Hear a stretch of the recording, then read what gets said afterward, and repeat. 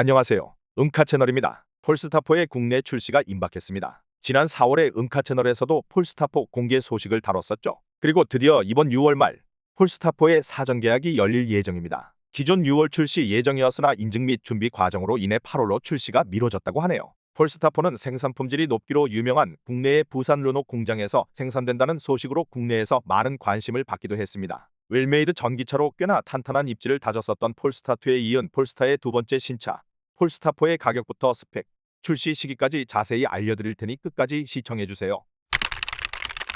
폴스타4는 쿠페형의 SUV 전기차로 폴스타2와 폴스타3 사이의 크기와 가격대로 포지셔닝이 되어 있습니다. 기존 폴스타2와 달리 전기차 전용으로 개발된 SEA 플랫폼이 탑재되었는데요. 곧 출시 예정인 볼보의 EX30과도 같은 플랫폼이라고 합니다. 전장 4839mm에 전폭은 사이드미러 포함 2139mm, 전고천 544mm, 휠베이스 2999mm로 널찍하고 안정적인 차체를 자랑합니다. 테슬라의 모델 X와 비교해 전장만 조금 짧고 전체적으로 비슷한 사이즈라고 보시면 되겠습니다. 큰 차체임에도 둔해 보이지 않도록 쿠페의 매끄러운 실루엣을 강조했고 날렵하면서 각진 폴스타 특유의 디자인을 잘 살렸네요.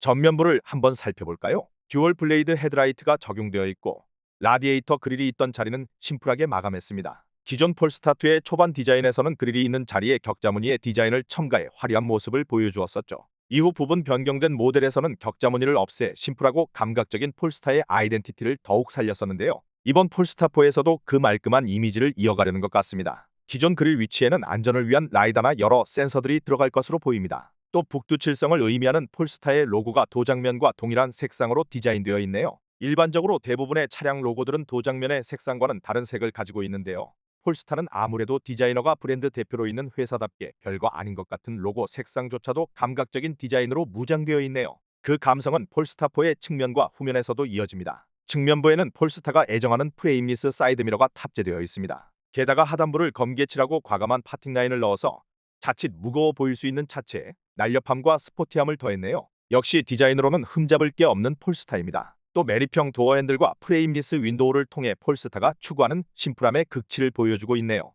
휠은 20인치에서 22인치까지 선택이 가능하다고 합니다. 차체에 맞는 커다란 휠이 차량을 더욱 멋지게 빛내주네요. 폴스타의 혁신적인 도전은 아마 후면부에서 가장 잘 드러나지 않을까 싶습니다. 결론부터 말씀드리자면 기존 컨셉카에서 공개했었던 리어 윈도우를 없앤 디자인을 양산형 모델에도 그대로 적용했습니다. 뒷유리가 없는 디자인이 충격적이라고도 말할 수 있는데요. 사실 많은 쿠페형 차량들은 낮게 떨어지는 라인 때문에 후방 시야가 답답하다는 단점을 가지고 있죠. 그래서 폴스타는 아예 리어 윈도우를 없애버리고 고화질 후방 카메라를 탑재해서 운전자가 실시간으로 스크린을 통해 후방을 확인할 수 있게 해놓았습니다. 현대자동차에서 시도했던 디지털 사이드미러와 같은 맥락이라고 보시면 되겠네요. 사실 디지털 사이드미러 또한 처음 공개되었을 때 많은 우려가 있었지만 지금은 안정적으로 잘 사용되고 있죠. 기존 쿠페형의 답답한 리어 윈도우보다도 훨씬 넓은 시야로 비나 눈이 오는 날씨에서도 깔끔하게 시야를 확보할 수 있겠네요. 가로로 길게 이어진 테일램프는 상대적으로 위쪽에 위치해 있습니다. 덕분에 스포티하고 더욱 넓어 보이는 효과가 있겠습니다. 트렁크는 527리터의 넓은 용량을 자랑하고 2열 좌석을 접으면 1536리터까지 확장된다고 하네요. 트렁크 내부에 리어 윈도우가 있던 자리에는 흡음재를 부착해서 주행시 들리는 외부 소음을 차단하는 데에도 큰 역할을 할 것 같습니다. 크기는 조금 작지만 트렁크도 있네요. 전체적으로 자율주행을 위한 카메라들도 외장 곳곳에 위치해 있습니다.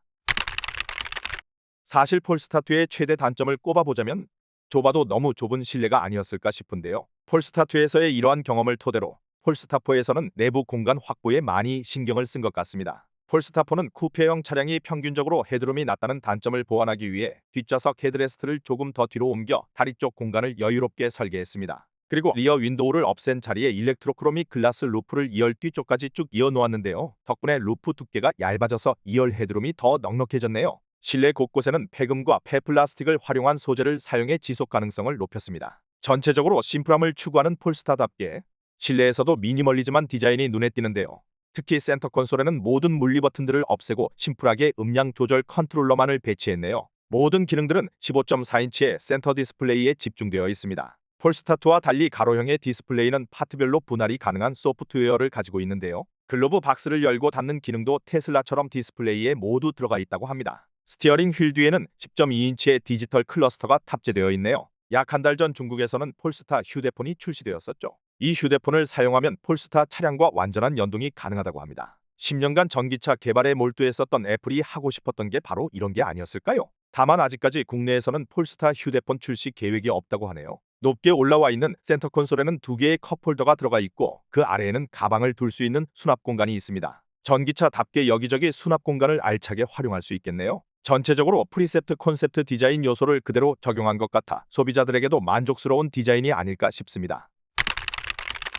아직까지 국내 출시 상세 트림은 확정나지 않았으나 싱글모터와 듀얼모터 두 가지로 나누어 살펴보도록 하겠습니다. 듀얼모터와 싱글모터 모두 100kWh의 리튬이온 배터리가 탑재되어 있습니다. 최대 400kW와 544마력의 강력한 파워를 보여준다고 하네요. 제로백은 롱레인지 듀얼모터 기준 3.7초로 포르쉐 마칸 일렉트릭과 맞붙을 수준입니다. 가장 중요한 주행거리 CATC 중국 기준에 의하면 싱글모터는 668km, 듀얼모터는 620km라고 하는데요. 국내 기준을 거치게 되면 싱글모터 400km 중반대, 듀얼모터 400km 후반에서 500km 초반대로 예상할 수 있겠습니다. 그럼 많이들 궁금해하실 가격 알아보실까요?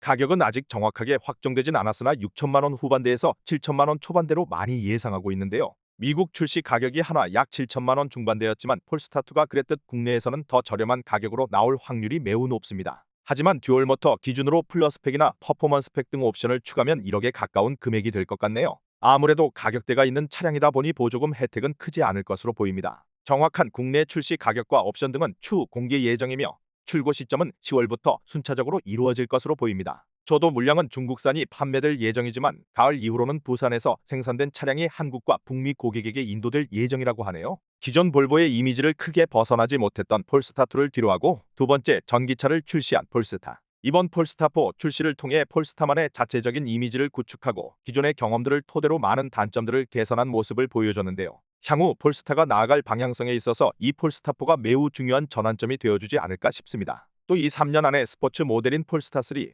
폴스타5 등의 출시도 예고되어 있기 때문에 이번 폴스타4가 어떤 결과를 보여줄지에 따라 폴스타의 운명이 결정될 것 같습니다.